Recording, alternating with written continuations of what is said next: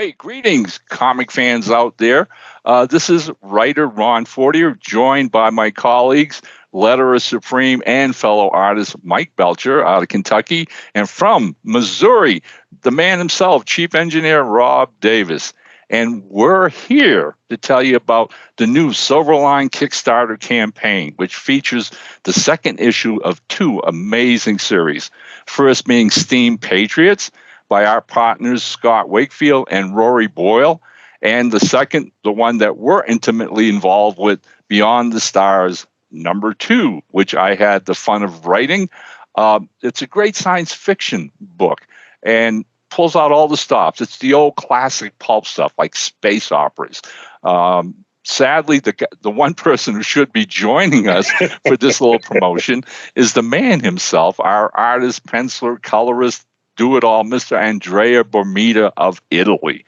But of course, getting him here at a certain time or whatever, he's probably cutting a lot of Z's right now, my friends.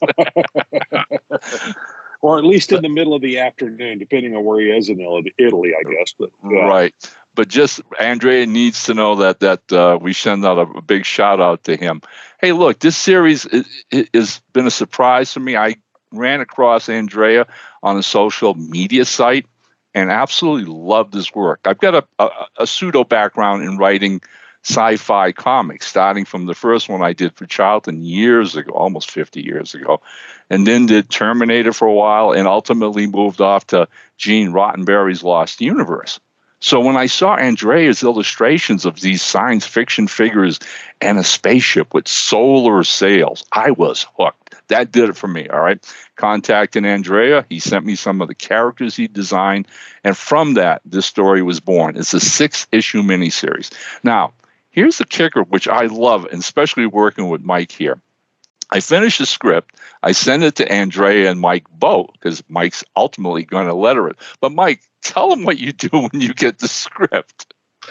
I pretty much hold on to it till I get the art. I mean, I think it might be kind of silly, but I think it makes for better lettering, because I'm kind of discovering the story along with the reader. And so you're not reading it right away. You're waiting until you've got the art, and then you read it along with the art. Oh, wow. Yeah, exactly. I think it helps me if I can interpret it. That means that the reader can interpret it, especially with the placement of however Andrea puts it together, and he may have little nuances that I don't want to cover up, and they may add something to Ron's script, and so I just find it's a lot more creative.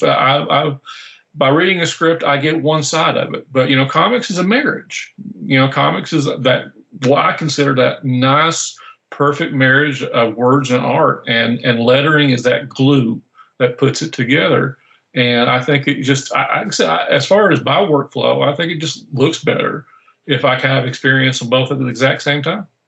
I can't thank Mike enough. I've, over the years, come to the realization that letterers in a project are the unsung heroes. They really are. We have visuals and we have a script, okay? But it doesn't become a comic book until that letterer puts those captions and balloons right where they need to be, all right? And Mike does that.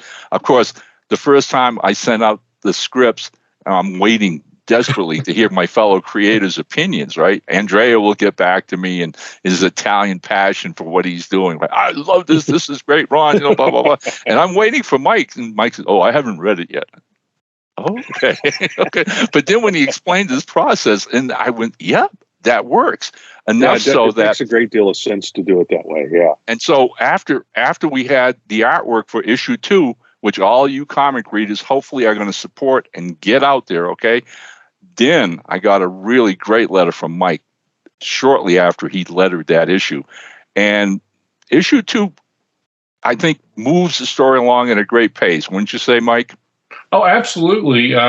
Exactly what a second issue should be. It builds on the first issue. It gives us a little bit more fuel to that epic story that you started in the first issue. And then it gives you a little bit more, and you want it, and you want to see what happens next when the last panel rolls around in the second issue. All right. Yeah. Hey, and that's what I hope all you readers up there are going to find. The Kickstarter started a few days ago, and according to what I've heard and seen at the page itself, we're going to post that link at the bottom of this video. But we made our first quarter. The first 25% of the goals were met that first day. First day. So thank you from the bottom of all our hearts. Yeah. Please check it out. It's got a lot of great stuff there. And hey, we brought Rob aboard for several reasons. One being the master technician here who's recording this, but also trying to figure this out this morning because this is our first attempt at more than two people. But it took us a little bit to get it going. But yeah, Ron wrangled me into doing a special cover for this. When they do these at Silverline, they have special covers. They have extra covers. We've got the original artist. He did his cover, and then they bring in other artists. They've got an A, B, and C. Sometimes as many as 4 different covers. But Ron tapped me on the shoulder and said, "Would you do a cover?" So and so I dug out what was already out there because this was last minute. This is just a few days. I finally found time enough to do this right a couple of days before. So all the other artists who'd done covers had already done theirs. So I'm going, well, I don't want to repeat what they did. But I do want to depict something inside the book. So I looked and saw what was already there and picked there was another action scene inside the book that neither of the other artists had depicted. So I did that. And let me step away from the camera for just a second. I'm going to grab the art. You can probably still hear me. I'm going over to my drawing board here. Totally. And Rob's cover is going to be listed on the campaign as cover C. And I was very happy to learn that our chief honcho, Roland Mann, had found the young gentleman who's now a student at the Joe Coopert School. And his name is Ray Fujiwara. And he's done the B cover, and it's a beautiful piece. So, Rob, yes? Yeah, let me... Uh-oh. It may not get to see it all. I may have to drop my background here. For a sec. If I can, if it'll let me. That's okay. It's okay. Change background. While you're doing that, let me. There we go. Now you can see how messy my studio is. But I will cover part of that up with the artwork here, so you can see. I love it. I absolutely love it, and it's a continuation of what Andrea had done for the primary cover. So when you put them together, it's two ends of that fight scene that happens in the space bar. Hey, look, and just for information's sake. This one here, I printed out the actual logo cover so I could make sure everything would fit. And I did this and then put this on the light table to do the final penciling. And now Jose, and I'm sorry I forget his last name, is the one inking it. Fuentes, that's right. Thank you. He's the one that inked it, and it's ready. It has not been colored yet that I've seen.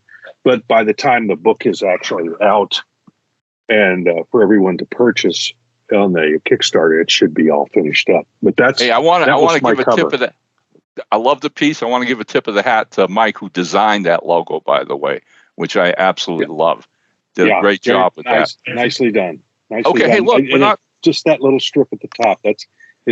Everybody else tends to want to use up like the first half of the page. Logo designers, please just leave us lots of room for art. be economical with your space. There you go. Exactly. You said it. That's it. Words of wisdom, my friend. All right. Hey, look, and finally, I do want to also mention I was personally happy when we were paired with Steam Patriots Volume 2.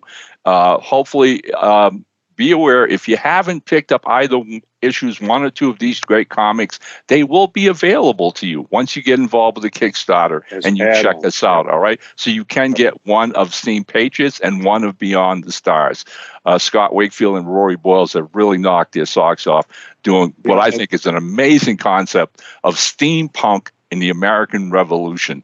Plus there are other books from Silverline on there as well. The book that I did with R.A. Jones, Twilight Grim. I'm going to take the opportunity to do a plug, but that's also an add-on that you can add on Yeah, there are several other books that are definitely worth looking at. Cat and Mouse. I hate to say any of them because I'm going to leave somebody out, but there's Right.